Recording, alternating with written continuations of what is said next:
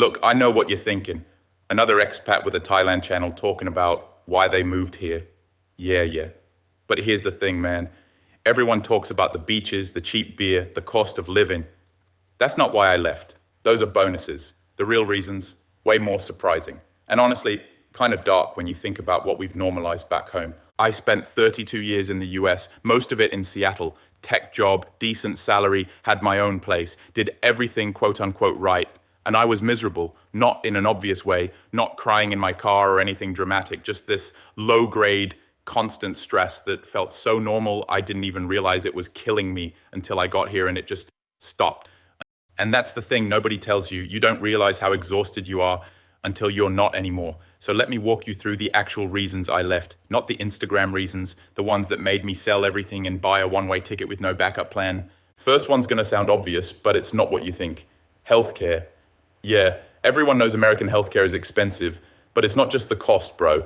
It's the anxiety, the constant calculation every time something hurts. I broke my wrist skateboarding in 2019, went to urgent care. They took an x-ray, gave me a basic splint, told me to follow up with an orthopedist, 20 minutes total.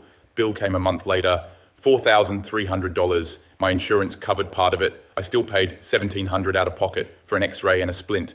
But here's what really messed me up. After that, every time I felt pain, I'd do this mental math.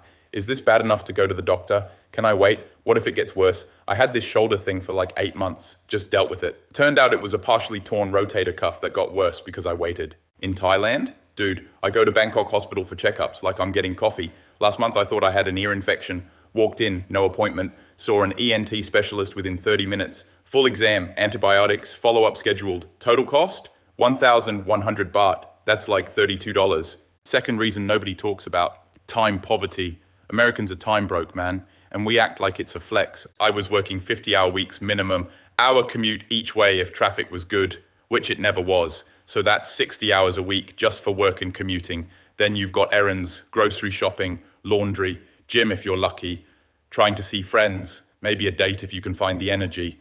You know what I realized? I was spending my entire life maintaining the ability to work. That was it. Work to afford the apartment near work, the car to get to work, the gym membership to stay healthy enough to work. It's a loop with no exit. Here's the thing that broke me. I had this friend who kept saying we should grab dinner. We worked 10 minutes apart. Took us 4 months to actually make it happen. 4 months. We lived in the same city. In Thailand, I've got time, like actual time. I wake up when I'm done sleeping. I go to the gym during the day when it's empty. I meet friends for lunch on a Tuesday. Sounds small, but it completely changes how you experience life. You're not cramming everything into weekends and wondering where the time went. And yeah, part of that is because I work remotely now, but even if you work a regular job here, life moves different. Commutes are shorter or non-existent if you plan right. Things are closer together. You're not spending 2 hours just to get groceries and back. This one's weird, but it drove me crazy. Prescriptions. The absolute bureaucracy of getting basic medication in the US. I had this prescription for allergy medication, nothing serious, cetirizine, Zyrtec. My doctor prescribed the stronger dose because over-the-counter wasn't cutting it. Every 3 months I had to request a refill through some app. They'd take 3 days to approve it, then I'd drive to the pharmacy. Half the time they'd say they need to order it, come back tomorrow. One time I was traveling for work, ran out, called my doctor's office for a refill at a pharmacy near my hotel. They said I needed an appointment first. For allergy medication I'd been taking for 2 years, I ended up just suffering through it. In Thailand, bro, you just walk into a pharmacy. Most medications that need prescriptions in the US are over the counter here.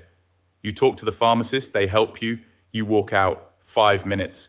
And these aren't sketchy pharmacies, they're legit. The pharmacists actually know their stuff, often better than the overworked CVS employee who's also running the register.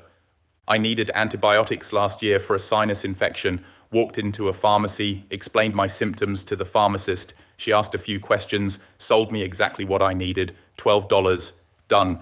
No appointment, no waiting 3 days to see a doctor, no prior authorization with insurance.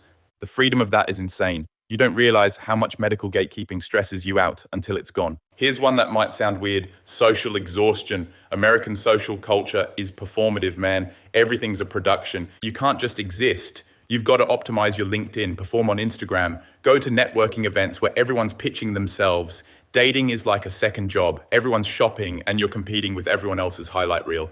Even hanging out with friends felt like scheduling a board meeting. Text 3 days in advance, confirm the day before, show up exactly on time, leave at a socially appropriate moment. God forbid you just call someone and say, hey, you free? Want to grab food? I had a buddy visit me here from San Francisco. We're sitting at a street food spot in Bangkok, like 10 o'clock on a Wednesday night. And he goes, dude, how are there so many people just hanging out? That's when it hit me. In the US, being out on a weeknight means you're probably networking or on a date or doing something productive. Here, people just exist. They hang out because they want to, not because they scheduled it 3 weeks ago. And the thing is, that makes relationships better. I've made better friends in 2 years here than I did in a decade in Seattle, because friendship isn't competing for calendar space. It's just natural. You run into someone, you grab a coffee, you actually talk instead of checking your phone every 30 seconds to make sure you're not missing something. Last one, the guilt economy. This is the darkest one, and I didn't even realize it was happening until I left. American culture runs on guilt. You feel guilty for taking vacation days, guilty for leaving work on time, guilty for not side hustling, guilty for relaxing. There's always something you should be doing, some optimization you're missing, some opportunity you're not grinding hard enough to reach. I remember I took a week off work to visit my parents, felt guilty the entire time, checked Slack on my phone, answered emails. My mom literally asked me, can you just be here? And I couldn't, because in my head, someone at the office was getting ahead while I was gone. That's poison, man. That's not ambition. That's sickness. In Thailand, there's this concept called sabai sabai. It basically means comfortable, relaxed, chill. And it's not laziness. People work hard here, but there's no guilt attached to rest. Rest is part of the rhythm, not something you earn after you've punished yourself enough. I work harder here than I did in the US, but I don't feel guilty when I stop. And that changes everything. You stop measuring your worth by how busy you are. You stop feeling like you're failing if you're not exhausted. Look, Thailand's not perfect. There are trade-offs. I miss good Mexican food. I miss my family.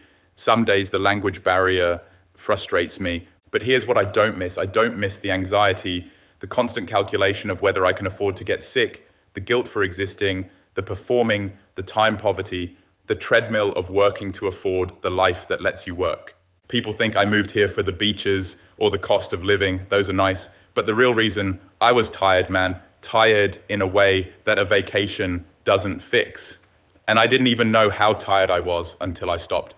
If you're feeling that, if you recognize that exhaustion, maybe it's worth asking yourself what you're really working toward and whether the price you're paying is worth it. All right, that's it. Let me know in the comments what made you leave or what's keeping you where you are. Real talk only. Peace.